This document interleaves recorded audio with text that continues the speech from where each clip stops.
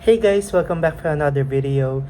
And so for today's vlog, I'll be featuring with you the new credit card with me, and that would be the Union Bank Miles Plus um, World Mastercard. Okay, so before we proceed this video, please do subscribe to my YouTube channel, and for more updates, just click the notification ring bell button and follow my social media accounts on Instagram, Threads, X, TikTok, and Laika at RayRayNatics.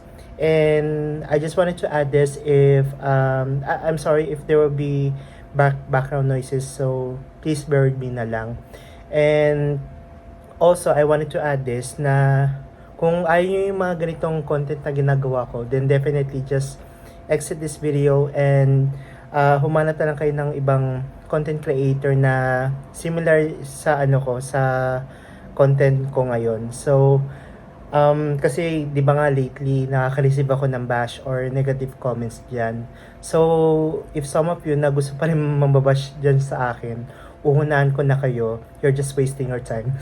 So, I'm sorry. So, anyways, yun na nga, pag-uusapan po natin ngayon, yung aking bagong credit card ko with Union Bank Miles Plus World Mastercard. So, yung sa previous video ko, nagawa ko yung Union Bank Miles Plus Visa Signature. I think that was 3 months or 4 months ago. And then right now, meron akong natanggap na bagong credit card. Ang nakakatawa dito is hindi naman ako nag-apply ng Miles Plus World Mastercard. So papakita ko siya sa inyo. So ito siya. Yung Union Bank Miles Plus World Mastercard. Tapos ito naman yung yung Visa Signature. So ayan. Actually, pares lang yung features nito.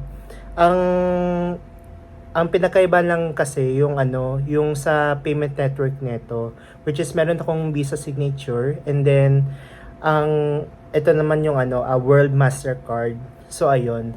And then ang pinakaiba nito, etong dalawang to, ito kasi ang credit limit ko is 100,000 pesos.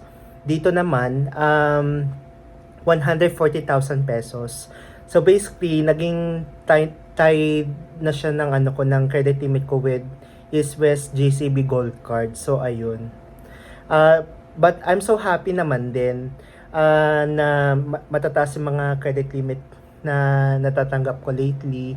And I think na-realize ko din na having a high credit limit is really important. Kasi syempre, yung mga bilhin ngayon ang mamahal. Tapos, kasi ako naman, madalas din kasi ako nata-travel. Kaya, kinakailangan ko rin ng high credit limit din. Especially sa business ko din na I need to buy some of my equipments that I need. Kaya, yun, na-realize ko din na na kailangan ko rin pala ng high credit limit. So basically, I actually don't want to go lower than 100,000 pesos. I think some of my basic credit cards with me, siguro ko na lang din siya. Kapag na-kompleto ko na yung pagbayad ko doon. Kasi yung mga basic credit cards ko with me, may mga naka-rate pa kasi. So, once na natapos yung mga installments ko doon, siguro pag-iisipan ko na mabuti if whenever ikakat ko na lang or ikikip ko siya. Kasi basically, yung mga credit limit na meron doon sa mga basic credit cards ko ay puro 28,000. I think hindi ko lang yung ipapakat yung yung BPI kasi syempre secured credit card yun eh. And at the same time, baka if ever na ipaparelease ko yung hold amount nun, which is 35,000 pesos. I think magiging kapantay na tong credit limit ko with Union Bank tsaka yung East West JCB Gold Card ko. So ayun. Yun nga, na-realize ko din na kinakailangan ko rin pala ng ano, ng high credit limit din. Yung RCBC ko naman, hindi, I know yung credit limit ko is 40,000. Pero hindi ko siya ipapakat kasi syempre favorite bank ko yun, and at the same time nasa sa kanila lahat yung mga accounts ko. So ayun, wala akong balak ipakat yung RCBC ko. So yun na nga. And then yun na nga, yung story nito is hindi naman ako nag-apply. But what happened was, yung ibang Union Bank credit cards ko. So basically, I have 5 Union Bank credit cards originally, but then naging 3 na lang siya. Why? Kasi ito kasi meron kasi akong yung Union Bank Rewards Visa Platinum, tsaka meron din akong Union Bank Rewards Platinum Mastercard. So basically tawag dito, both of them are 40,000 pesos. Pero kung i-combine mo siya, it's kind of like 80,000 pesos. Pero hindi sila shared credit limit, guys. So ayun. Naghahalimbawa na ako, nabigay lang ako ng halimbawa na na yun nga yung parang naging parang I would say na parang na consolidate yung ko, yung credit card ko, para meron akong Union Bank Miles Plus World Mastercard. Etong dalawang to na-cancel na. Kasi nga ang nangyari doon, parang nag-consolidate siya into this Union Bank Miles Plus World Mastercard. Pero wala akong ginagawa doon, guys, kasi definitely nandito ako sa Pilipinas, and wala naman akong ginawa sa mga sa mga credit cards ko, dahil syempre hindi ko rin magamit dito dahil sa mga foreign transaction fees. Meron din kasi mga US credit cards na ginagamit ko dito. So, ayun. Since wala naman akong ginagawa, I think Union Bank is naman din. Para sila yung nag-asikaso para sa akin ng walang pahintulot. So, yun na nga. Pero happy naman din ako at the same time, kasi parang biruin mo, itong dalawang Union Bank Rewards credit card ko, isipin niyo yun na 80,000 yung lahat-lahat nito. Tapos parang alam niyo yung parang ginawang times 2. So basically naging 140,000 yung credit limit ko with Union Bank. So overall, ang hawak ko ngayon itong World Mastercard tsaka itong Visa Signature. Tapos meron din akong itong Union Bank Classic Visa. Basically, hindi ko pa siya pwedeng credit card credit limit increase, kasi may nakaray pa kasi ditong installment. I think in a few months later, pagtapos na, mag-inquire din ako na for credit limit increase. Yun. Tapos, ano pa ba? Ano pa ba yung share ko sa inyo? I think ito pa, kasi ito guys naka-receive kasi ako ng comment na kasi nga 'di ba, alam niyo naman na ang dami kong kinuhang credit cards, except for this yung Miles Plus World Mastercard. Hindi ko naman siya in-apply.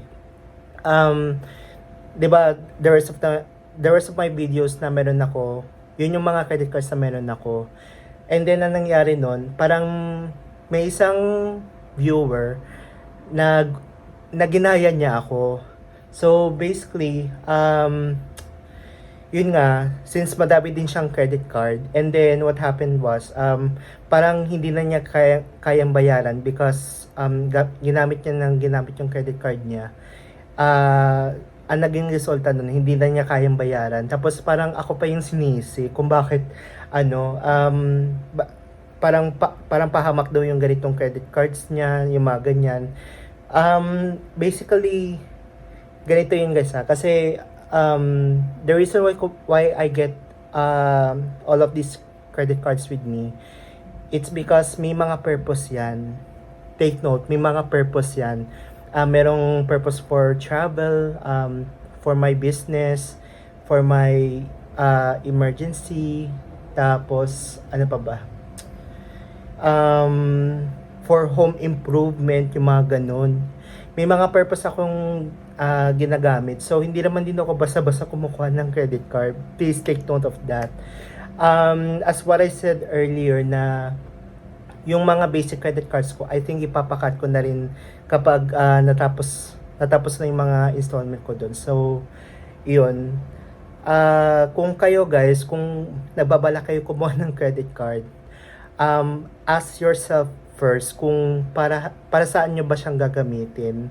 Kasi kasi may mga specific purpose na rin ako kung bakit ganito karami yung mga credit cards ko sa Pilipinas. Ganun din dito sa US. So basically, I have 10 credit cards here in the US. The reason why kung bakit kumuha ko ng 10 credit cards in the US kasi as much as possible as international student, nag-apply ako na as soon as I can na para din ako para makabuild din ako ng credit limit dito sa US dahil mahirap kasing kumuha ng trabaho lalo na kapag sa isang katulad ko na international student lang na syempre hindi pa ako qualify ng work because of my immigration status. So yun. And then at the same time kinakailangan ko rin yung mga US credit cards din dahil for applying for a job and then for kung halimbawa para sa car loan yung mga ganun tapos pag mag-aano ako ng apartment lahat yon binibase nila do sa sa credit check. So ayun yun yung reason ko bakit ko kumuha din ako ng mga US credit cards din. So basically may mga purpose naman din yan. Same goes doon sa mga Philippine credit cards ko. So yun na nga, as much as possible ask yourself first kung tanongin nyo muna sa sarili nyo kung para saan nyo ba siya gagamitin. Kasi syempre as what I said earlier, for business, for travel, for emergency, for home improvement. Sorry, nakakalimutan ko yung word na yun. So yun na nga. But basically yun na yung situation kung bakit ganun karami yung pero yun nga, gaya nga sabi ko na magbabawas na rin ako ng credit card. So basically, I had 9 Philippine credit cards with me in total. So yun lang naman. I think yung features na itong Miles Plus World Mastercard tsaka yung Visa Signature, makaparehas lang naman din sila. So you can actually earn like 1 mile for every 30 pesos spend. Tapos, yun nga, never expiring miles. Tapos, may mga VIP lounge access sa, it's either local or abroad din. Tapos, ayun, may travel insurance ka pa. So, yun. I think that's it lang naman. So thank you guys for watching and I'm sorry if medyo na-struggle ako sa pagsasalita ko dahil medyo inaantok na rin ako. Kasi magi-11 na rin dahil yun na nga. There is a way kung bakit gabi na ako nagva-vlog parate kasi iniiwasan ko kasi yung background noise. Kapag kasi magva-vlog kasi ako ng paghapon o umaga, for sure maraming sasakyan na dumadaan dyan. So, ayun. Bear with me na lang sa mga sinasabi ko. Please try to understand. Pero if you want some clarifications, just comment it down below. Pero wag kayong ng negative comments. Please lang guys. Nakakasakit kayo ng damdamin ng ibang tao. Okay, so thank you guys for watching and I'll see you on my next video. So peace for now.